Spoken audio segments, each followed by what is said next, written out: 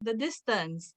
Um, it's I think it's about 7 hours drive from Newcastle to Bristol, but through the power of technology, we're able to be together despite the distance. Um, Thank you for Sister Flora for keeping in touch with me throughout the last few weeks. Since we've met at the Malawi Women's Ministry Retreat. I don't know how many of you here today were in that meeting where I shared our story of deliverance, of how God took me out of a big, big bottomless pit of debt, slavery. I'll try and include some of that story as well today. But before I start, I just have a request, if I may. Um, if if I could request you to turn on your video, if you're in a position to do so, just so I can gauge the impact of my lecture on you. If I'm being too slow and being too fast, or am I being too boring? It's better if I could see facial expressions of the audience, just like we would if we were together in a church. So thank you very much for those who have. Can I also have the can I be a co-host so I could share my screen, because I prepared some PowerPoints. So as I have mentioned to Sister Flora, I thought it would be nice to start the the monthly seminar or workshops with you by using a very relevant topic.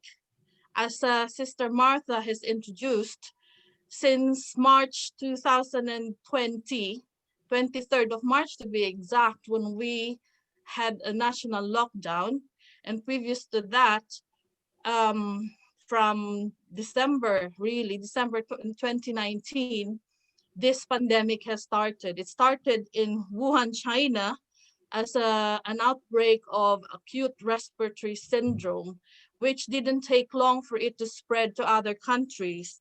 And so in January 2020, the World Health Organization declared the outbreak which started in China as a public health emergency of international concern. And then in March 2020, they declared it as a pandemic. Pandemic meaning it involves almost the whole world. So as we know now, COVID-19 pandemic is caused by the SARS-CoV-2 virus, which has affected, as of this month, it has affected 98.2 million cases that have been confirmed, with 2.1 million deaths in 190 countries worldwide. I know we've heard of the Spanish flu exactly 100 years ago. Um, as Sister Martha has mentioned, it has created such a massive impact on people's lives, family relationships, financial standing. A lot of people have lost jobs. A lot of businesses have gone bankrupt. You know, a lot of people have lost loved ones, and some of them have lost more than one loved one. So it has been difficult for most of us, if not all. Although I would say that it also comes with a blessing, hasn't it? Just having this Zoom meeting is a blessing in itself, um and many others. So today, my talk is about a different kind of flu, and it's more of a spiritual or a mental kind of flu. And it also, just like the COVID virus, which has now many strains. We have the Ukraine strain, we have the South African strain, we have the Brazilian strain, and because of the nature of viruses, it will continue to mutate, and we will see a lot more strains. So my talk today is about um, affluenza, as I have promised Sister Flora. It's a different kind of flu, and it's called affluenza. So what is affluenza? We'll try and compare this with influenza or flu or COVID flu. Just like uh, the flu or the COVID, it is caused by a virus, right? So affluenza is caused by something which we will discuss later. So what is affluenza, first of all?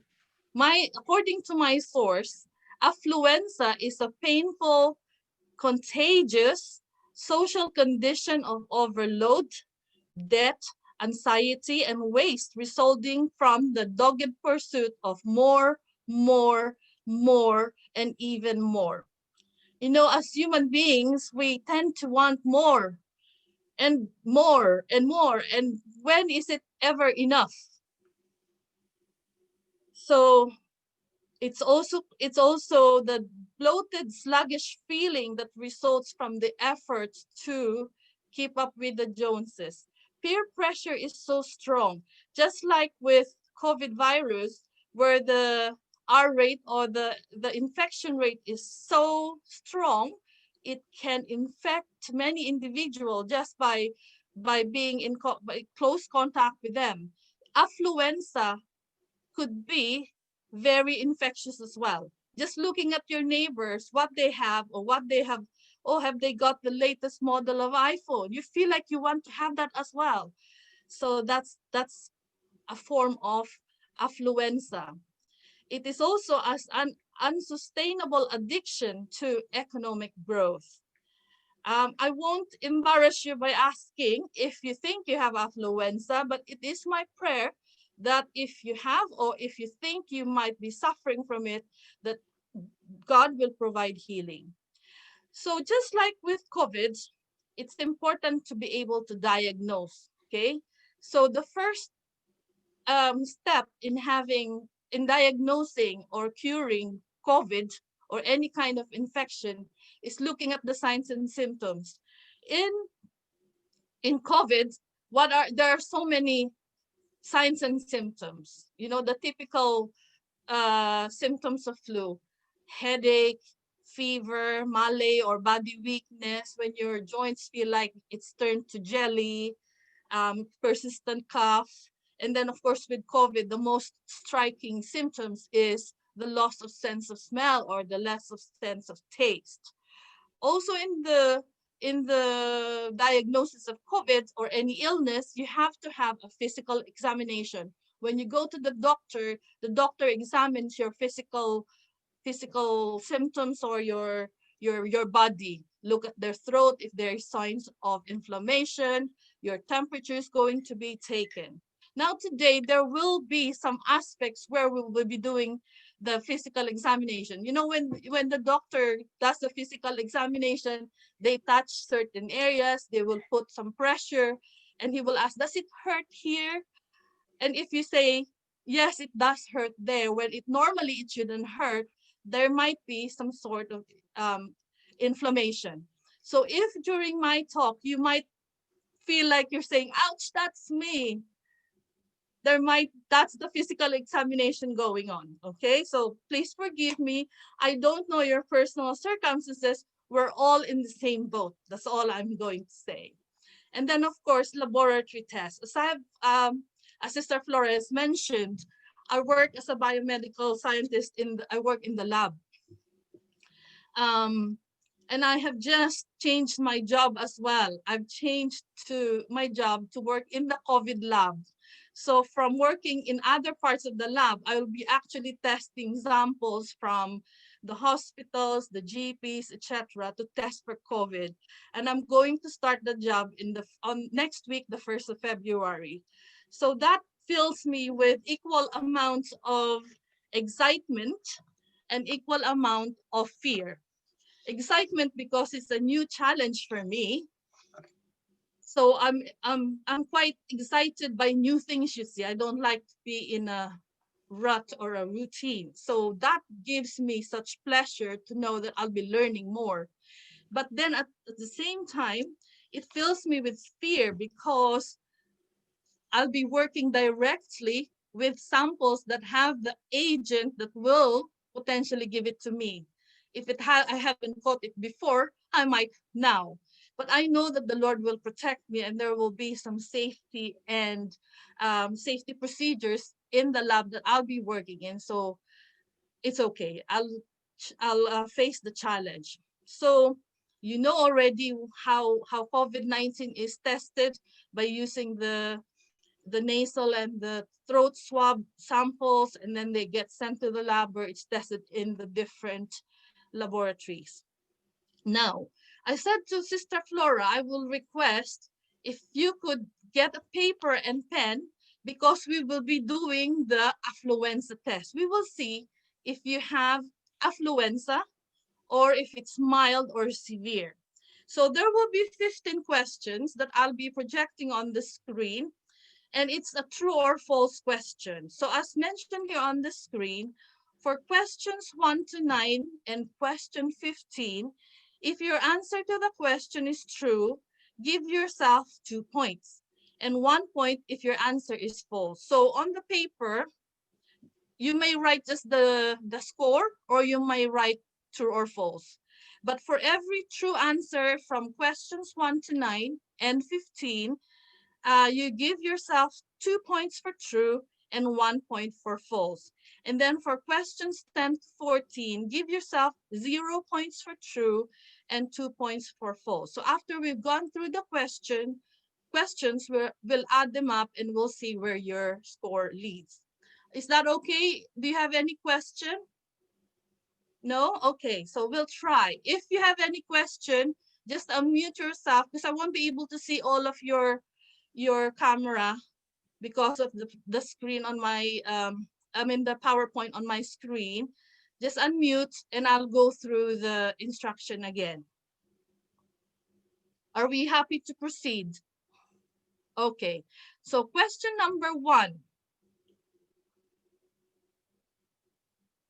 I am willing to pay more for a t-shirt if it has a well-known logo or brand on it.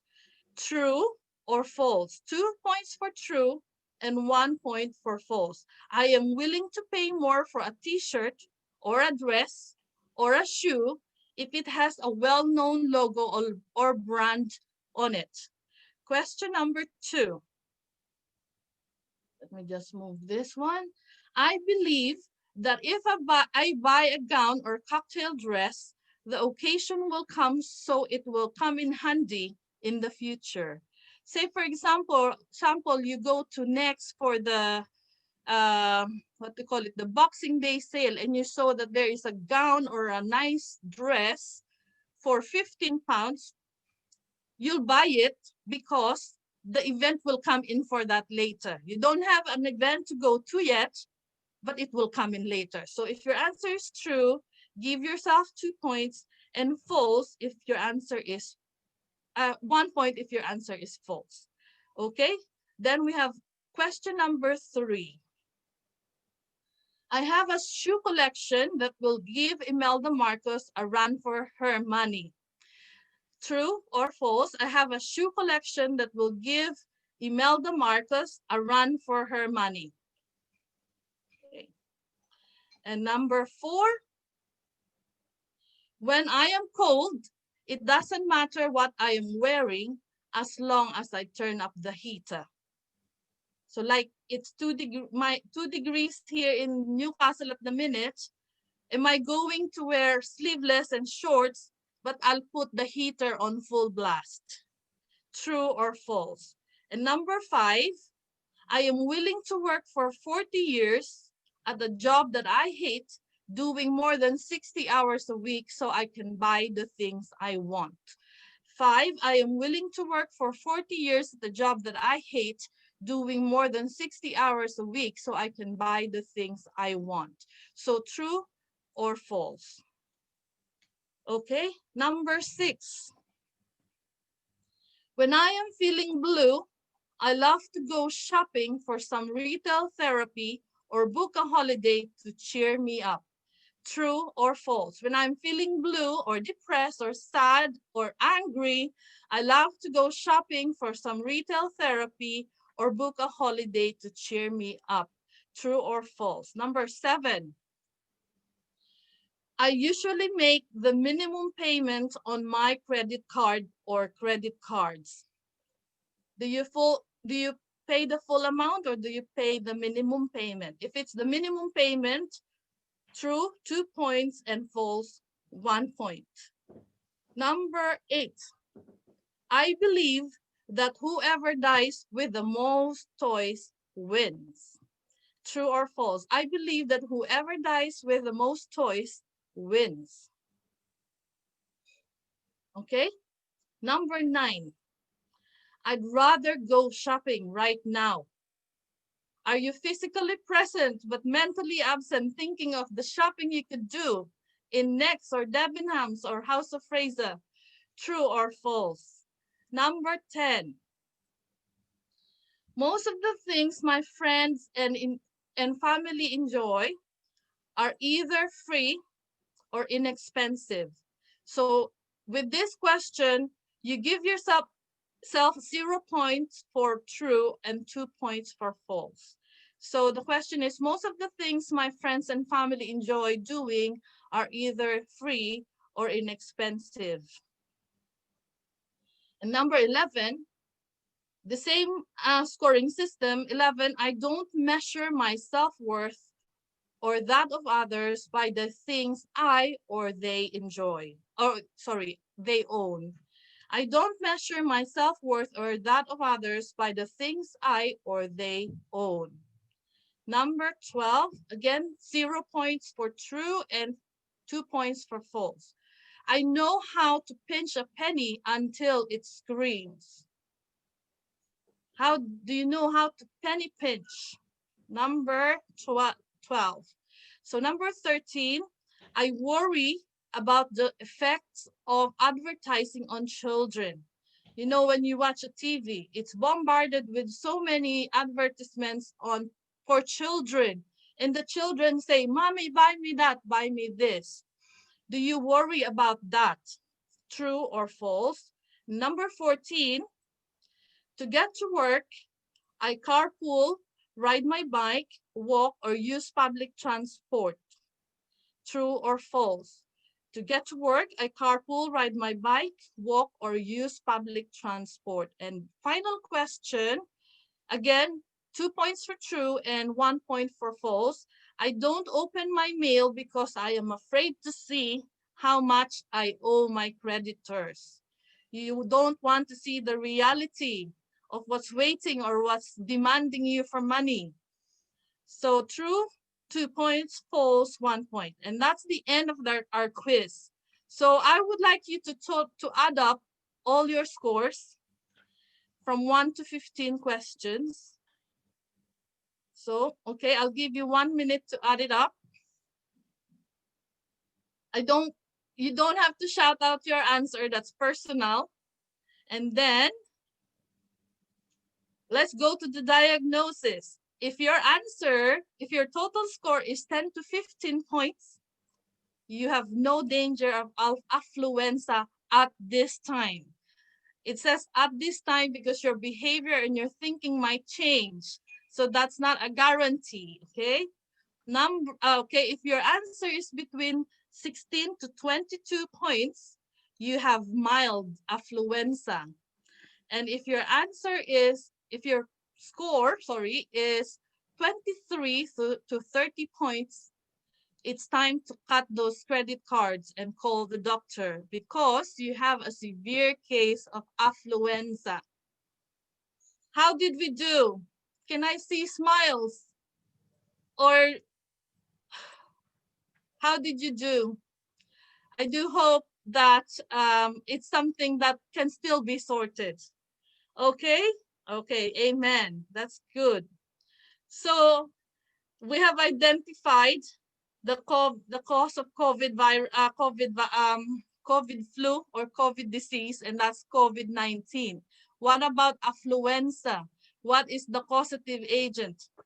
I can say that the causative agent for this kind of flu is covetousness or greed. It's not just a modern day problem. Even in biblical times, that's been a long-standing problem. Most of the temptations that were encountered by people in the Bible were something to do with covetousness and greed. In fact, that's where Lucifer failed. That's why he became Satan, because of greed and covetousness. Yes, I've said it is as old as the Garden of Eden, and it is universal. It infects every human being. You cannot say that you don't have it. I don't have it. We all have it. And from the least to the greatest, all are greedy for gain. So my question is, how much is enough? What is enough really? I want to tell you a story about a farmer. He was a very trusted farmer of a rich man.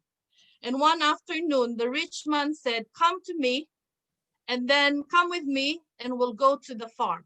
So the farmer showed, sorry, the landowner showed the farmer a piece of land, and he said, "I am going to give you a piece of land, as far as the eye can see, or it's up to you how much you want. But basically, tomorrow morning, come at 6 a.m., meet me here at the same spot at 6 a.m." So he went home that night. He was so excited. He barely could sleep. He didn't sleep very well because all he could think of what the landowner would be giving him the following day. So with barely enough sleep, he met the landowner at the spot that they agreed at 6 a.m. And then the landowner said, "Can you see my land? It's as far as the eyes can see. Bring the pole with the flag on top and use it as a marker as you walk around today." So there was a flag with there's a pole with a flag. So walk around, use that as a marker. You can have all the land you want, but you have to be back at this starting point by sundown. Wherever you walked will be yours. So from 6 a.m. to sundown, wherever you put your marker will be yours. So the rich farmer gave the rich landowner gave the farmer the go signal to start walking. Did the farmer walk?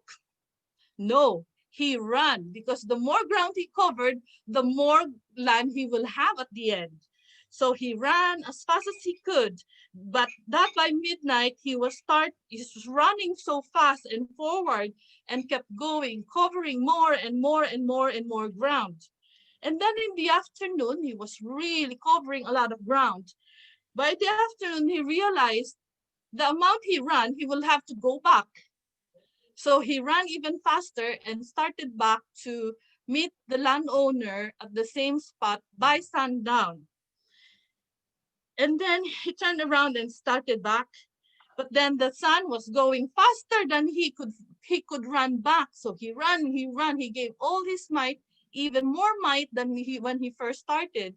Because if he doesn't meet the landowner at the starting point by sundown, everything he did will be for naught. So he could see, as the sun began to sink, he could see the starting point. So he ran. But then, because he covered such a big ground to start with, he didn't sleep that night. He forgot his water bottle. His energy was starting to wane. He could see the starting point, but the sun was getting lower and lower and lower. And just a few feet away from the starting point, he collapsed. And because of the tiredness and the lack of water, just within feet of his starting point, he died. Do you think the farmer inherited land?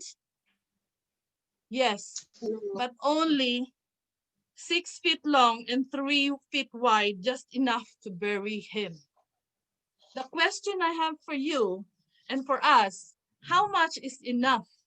How much do we tire ourselves so we could get what we want or what others have, because enough is never enough for us. I do hope and pray that that is not our case. So let's continue. In Haggai chapter 1, verses 5 and 6, we are reminded to consider our ways. You have sown much and bring in little. You eat, but you do not have enough. You drink, but you are not filled with drink. You clothe yourself, but no one is warm. And he who earns wages to put into bags of holes. I remember when I shared the story when we were still foolish, we would work. My husband and I both work in the NHS. We had good income. We were doing shifts, we were doing nights, we were doing weekends. But because we owed so many people so much money, by the time we get paid at the end of the month, everything just went straight out. And by the 5th of the next month, we would be back to overdraft. And then we would dig again and dig again. So where we were last month, by the end of that next month, we will be deeper in debt. So by the time the salary comes in the following month, we are so desperate. There are some times when we could hardly go anywhere because we don't have petrol for our car. We would go into the credit card and go deeper and deeper and deeper. It's that way, that same feeling. We earn wages, but the wages we put into a bag of holes. But like I shared in the Malawi Women's Ministries retreat, God has delivered us. So what I'm trying to say is, even if we are in that situation right now, dealing with a bag of holes, fear not, because the Lord will deliver you. You just need to seek the right kind of help. And hopefully, we will shed some light as to that kind of help this afternoon. Okay, so we'll go.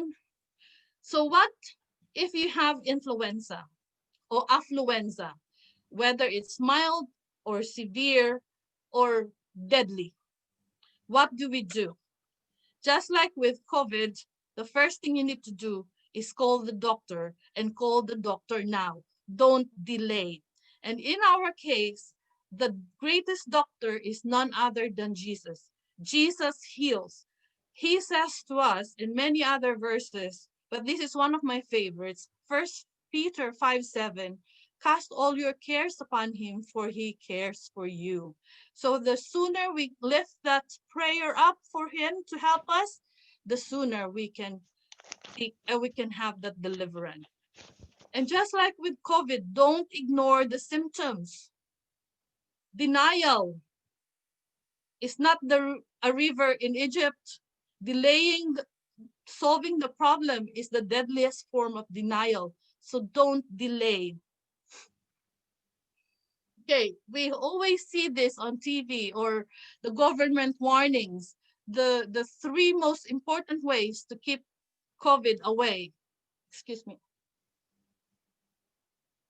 We'll apply this in financial management as well. So wash your hands, wear a mask, keep your distance. So how could you apply this in financial management? Firstly, we'll deal with washing your hands. So if you have affluenza or a bad case of debt slavery, what do? The first thing I would suggest, and this is what we did first. Of course, we called for help. We asked the Lord to change our hearts. And then the physical, most tangible thing we did is we cut off all our credit cards. No more debt. We also changed our current account from a current account with overdraft to no overdraft. So we were forced to live within the income for that month. We had to do some significant changes, and that started with cutting off the credit card or stopping from borrowing. You may ask me questions later on, but that is the very first step we did that was physical. We even ceremonialized it. We even did a burial ceremony just to make it more tangible for us. The second one is, as you deal with, the only income you will have for that month, this is very important. You have to learn how to distinguish between wants and needs. Would somebody be able to tell me, unmute yourself, how do you distinguish between needs and wants? What's needs and what's wants? Any volunteer?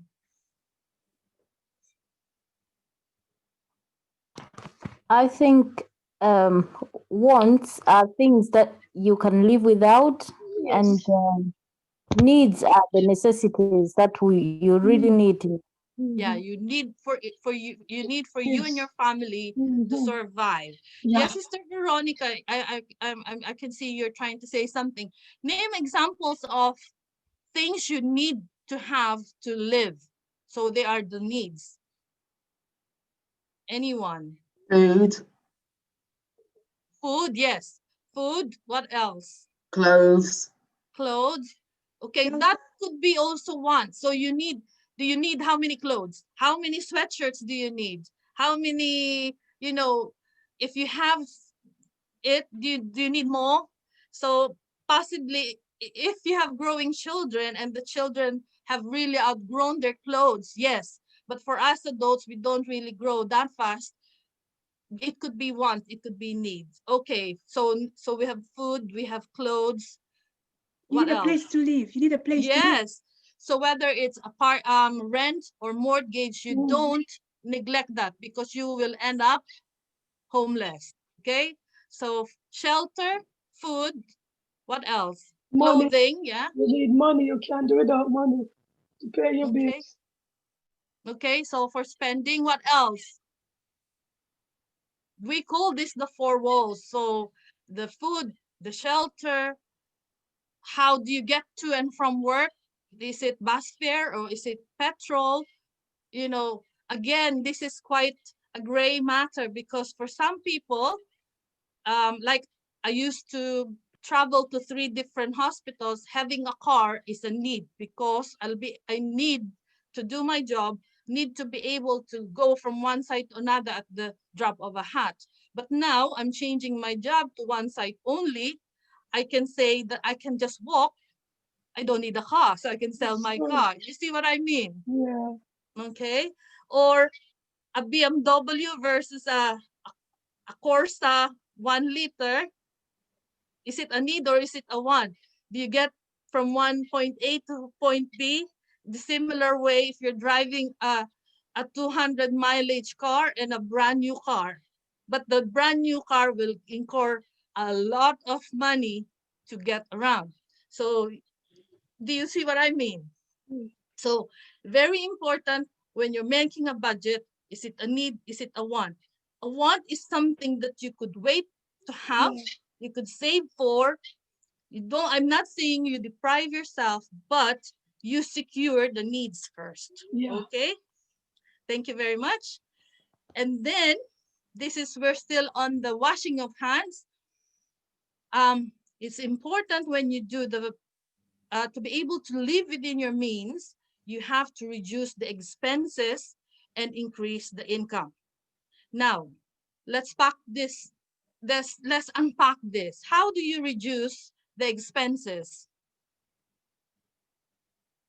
I need some volunteers. Name how you could reduce expenses. Have a budget. Yeah, Have a budget. Yep, yep. Give me more specific examples of reducing the expenses. So I'll give one example. Look at your bank statement and see what your outgoings are. Is there a gym membership there that you don't even go to now that COVID is on? All the gyms are closed, but you're still paying for the gym membership. That's something you can cut. Any more? Let's say your phone. Okay, yes. Somebody saying something? Yes, I was going to please. say that mobile phone, you can change contracts. Yes. You don't have to upgrade every time your contract ends because your phone might still be working. you don't have to get the latest model. You can never, what I've realized it, because we used to be victims of this as well. What the latest models out there are, I need to have it. But then I realized I have other 5 phones in the cupboard gathering dust that are still working. But I'm paying hundreds of pounds for the current model. So one, I've had the light bulb moment when the contract ended. I stopped upgrading and I changed my plan to SIM only plan. Imagine with the £10 SIM only plan, I can have a significant reduction of expenses compared to £75 a month. 65 multiplied by 12, multiplied by how many months of contract you need to sign. That's significant amount of money. Okay, any more? What Yes. expired But, version? Sorry, Sister Flossie first. buy just enough what you need. For example, when you're buying food, don't buy food you will throw away because you bought too much. Yes. How many cans of chopped tomatoes have you got? Have you changed the expiry date? Some of them might have already expired, but you keep on buying. Don't we all know that we've done that all. How about your electricity and phone bills? By changing providers, you actually save a lot of money. For example, when we were still foolish, we had our home insurance with the same provider as our mortgage for almost 10 years. We never changed. And so we were paying, when we had that light bulb moment, we were paying £50 for our home insurance monthly. So £50 times 12, how much was that? Let somebody calculate it for me. £50 for 12 months is 600. 600. But when we had the light bulb moment, we shopped around and we managed to find a home insurance with a lot more cover for a lot better coverage for 150 a year. Can you see the difference? 600 minus 150, how much did I save? And how much did I lose by sticking to that provider for 10 years, for example? That's a lot of money. So yeah, change your provider, see where you could save. That goes with electricity, with your water provider. Do you need to pay by head or do you pay by water meter? There's a lot of things you could do to reduce your expenses. Anything more before we move to the next one? Yes, Sister Lorraine. You can give up your Sky or your Virgin. Yeah. Seek the lowest provider. Okay, any more? Reducing the expenses. How many of you have tried yellow sticker shopping? Do you know what I'm talking about? When you go to supermarkets at around 6 to 7 p.m. at night, those food that are not used by, what do you call it?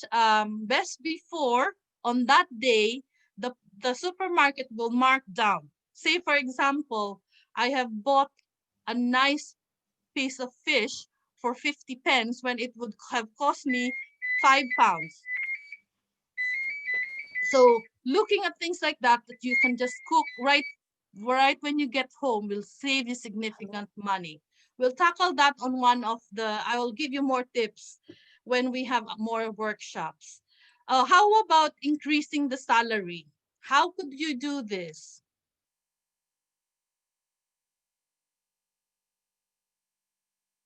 How could you increase your salary? Or increasing the income, what comes into your house?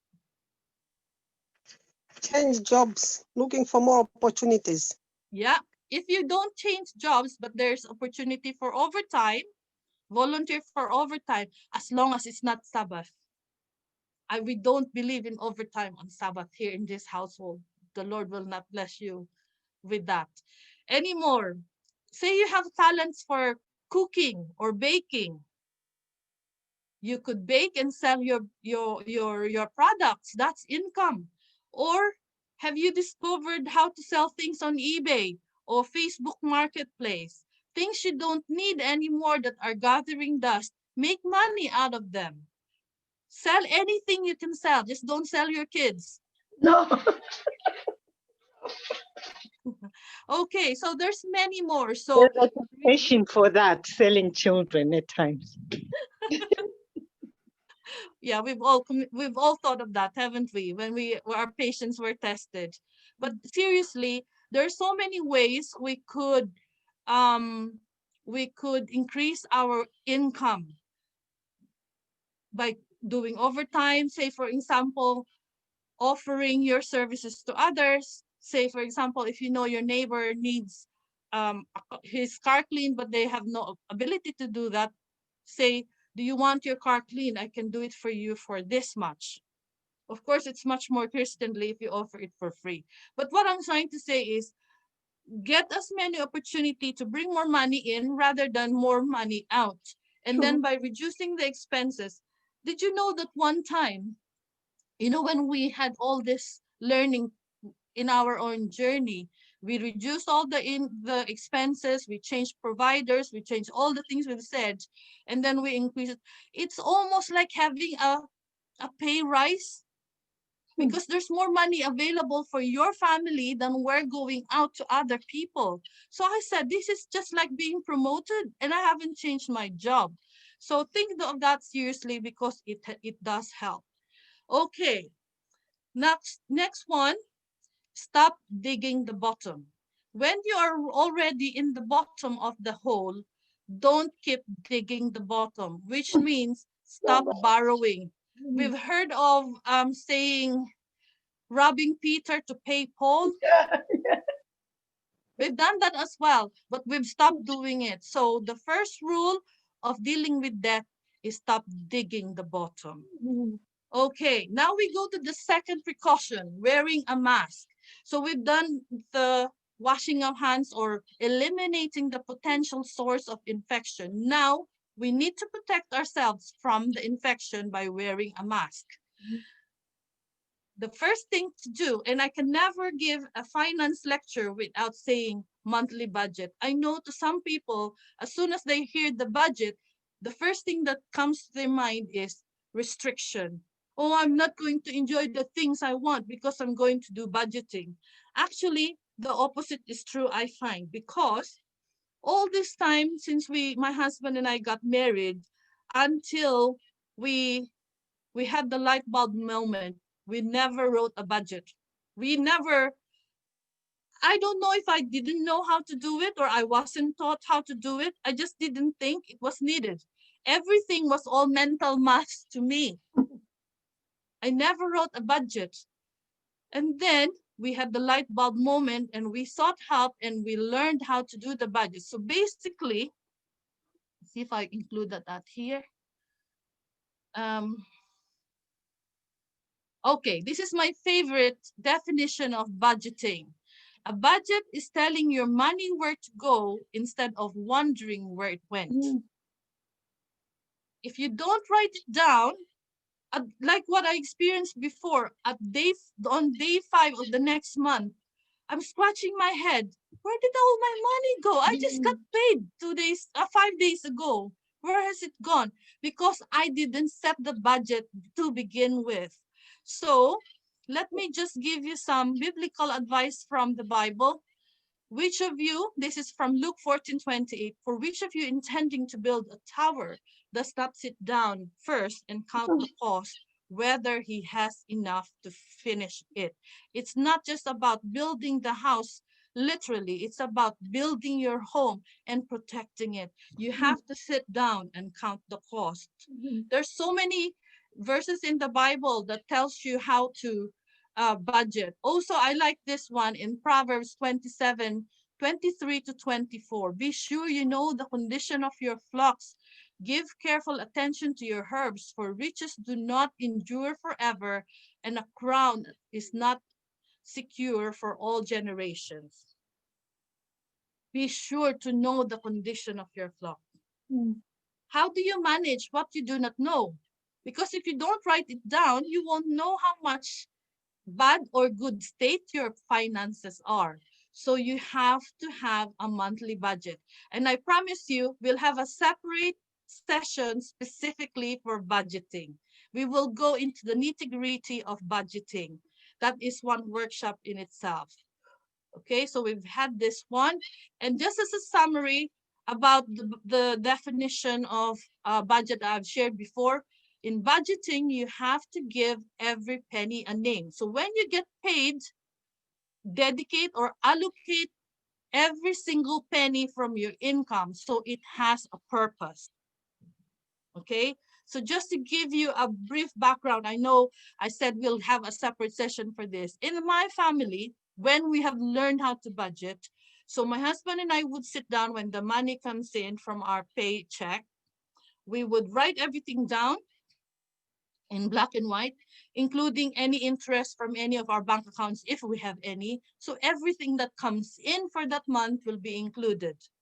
And then the first thing that we will allocate, and this is no compromise for both of us, my husband and myself, was to calculate how much tithe we have for that income. You see, before we had the light bulb moment, excuse me,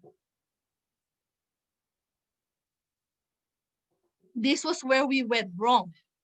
Aside from us not writing a budget, my husband and I did not return our tithe faithfully. When we first got married, we were both employed in the Philippines in an Adventist hospital. And as a policy, they automatically deduct the tithe, and the tithe goes to the church. So it was never a voluntary, conscious thing that we did. It's something our employer did for us. So when we came here to England, it was such a temptation to spend the money that were supposed to have been returned as tithe. So we carried on doing that.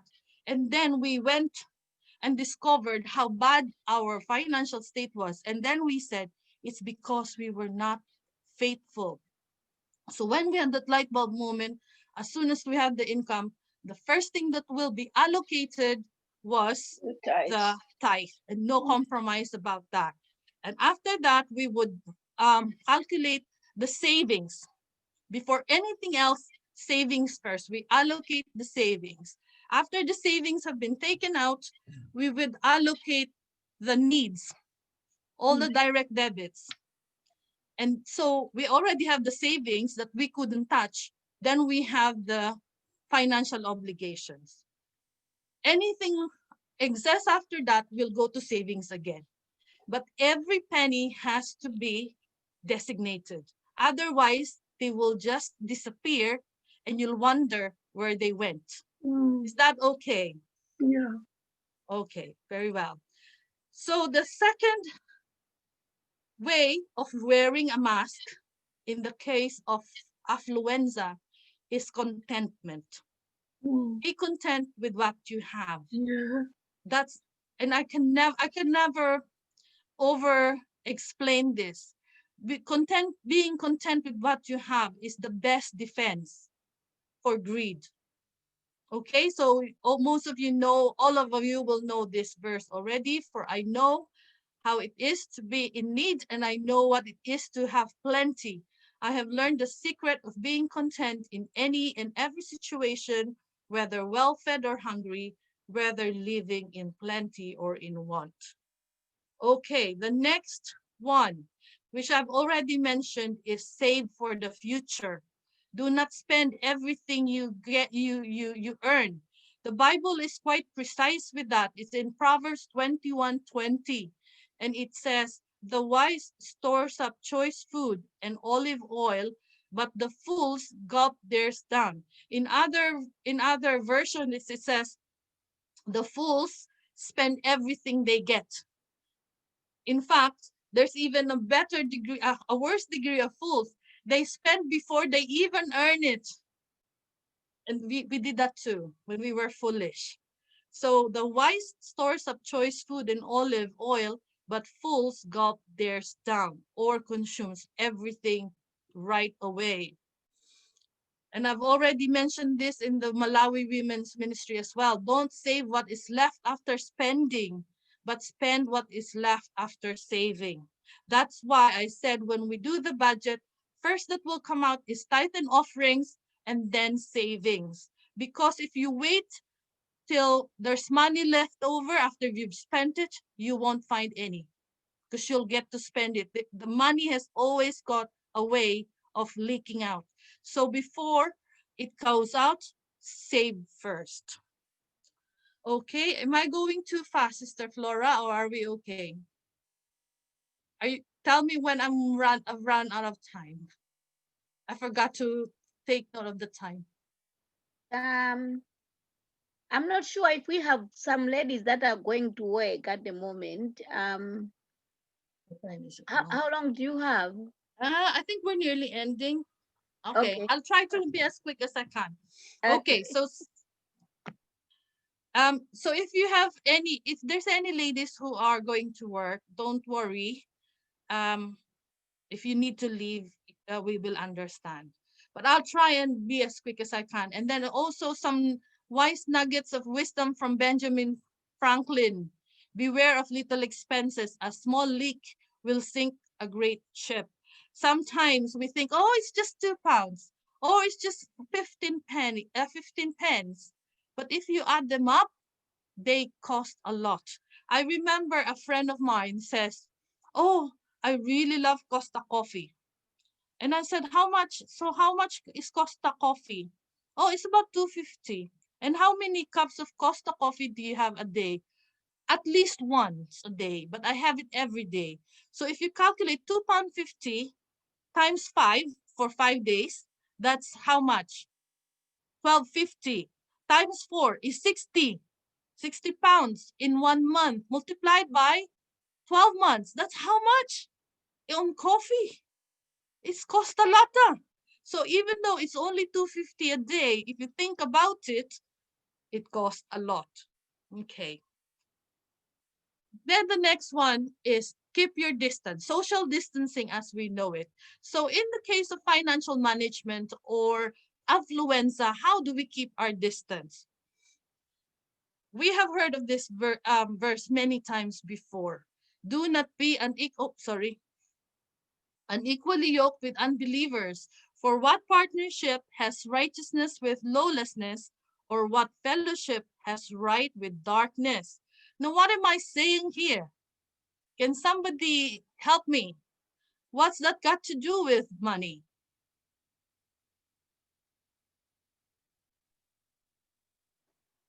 Yes, Sister Lorraine. You're saying that you both have to be on the same page. You can't have one that's spending a lot and then one that's saving. You know, if you're together as a couple. Yeah. Yeah. But this is not only, thank you very much, Sister Lorraine. That's very true. And yeah, husband and wife could have come from completely different backgrounds. For example, my husband and myself, when we got married, we never talked about money because I came from a very, very modest background. So we were not indulged in any way, shape, or form. We had to live on what we had, and we had to work for what we had. I remember selling coconuts and guavas in the farm as a young girl so we could have our allowance. Whereas my husband, he was from a better, a rich family, and he grew up, his dad would say to him, if you run out of money, just go to the hospital where his mom was working. Just eat there and then we'll charge it to your mom's account. So he was encouraged to live beyond his means. But his mom was a super saver. So there was a lot of conflict there because the dad was encouraging him to spend. If he needed £5, he would give 10. Whereas his mom was a super saver. So every time there was a disagreement about money, my husband's reaction was to clam up. So when we got married, if any discussion of money were to occur, he would clam up and will put a wall up, and I will never get to speak to him. So the best way to keep the peace was to never discuss money at all until we came crashing down. Now we talk about money and there's no fight anymore. But that you see how do not be unequally yoked. It's not just about religion. It's about your principles and your the way you think. And when you get married, really in the altar, there's more than two people on the altar standing there. Your your parents-in-law, your parents will have a bearing or influence on how you think about money. So you have to have a good communication in your marriage.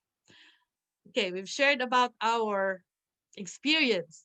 Now there are more than just your husband you are surrounded with. You are as good as the company you keep. It says, they say, show me your company, I'll tell you who you are. Because most likely, birds of the same feather flock together. So what kind of company you keep? Do you have friends? Do you have cheerleaders or people who encourage you? Coaches who teach you the right way? Or advisors and teachers and role models? What kind of company do you keep? Jim Rohn said, you are the average of 5 people you spend most of your time with. In fact, there was another quote that I heard. If you surround yourself with broke people, 9 broke people, soon enough, you'll be the 10th. So it's not just broke, literally no money, but also the way they think is leading towards being broke. So if you're surrounding yourself with people who like spending, who likes holidays, even though they don't have the money, you soon enough you'll be like one of them. You become what you surround yourself with. Energies are contagious, so you choose yourself, your company carefully. Your environment will become you. Also, associate yourself with people of good quality, for it is better to be alone than in bad company. And I think that is very, very, very true. Another way of protecting yourself from this affluenza is stopping your comparing yourself from others. Because if you always compare yourself others, you're always going to be either proud or going to be discontented. Comparison is the thief of joy. Theodore Roosevelt said that. And we've already mentioned this before, keeping up with the Joneses. Are we always looking at the other side of the fence? I know some people who always buy the bigger and better once their friends buy something. If their friends bought a 40-inch TV, next week there will be a 55-inch TV in their house. It's always going to be bigger and better than the others. And that's really not good because you don't know the state of their bank account. The people you're comparing yourself with, you don't know if they got those gadgets or the luxury items by credit card or by loan. But you are the one who's putting yourself in a worse financial standing by keeping up with them. So do not do that. Okay, so Ecclesiastes 4:4, and this is my favorite verse about keeping up with the Joneses. And I saw that all toil and achievement spring from one's envy of another. This too is meaningless, a chasing after the wind. So the Bible warns us about keeping up with the Joneses. Never underestimate the power of influence, whether it's other people's influence on you or your influence on them. What kind of influence is going on? Do you know this? Do you remember the story of the 12 spies? The Israelites sent 12 spies to examine, to survey Canaan. When they came back, 10 people said, oh, everything's bad. They're giants, we're grasshoppers compared to them. Only 2 people came back with a positive report. What kind of influence are we surrounding ourselves with, or are we creating others? Are we the Joneses that people are trying to keep up with. Power of influence. How is your support bubble? What kind of support bubble do we have? I know this is very controversial, and I'm not going to advocate whether you partake of the COVID vaccine or not. This talk is not about that.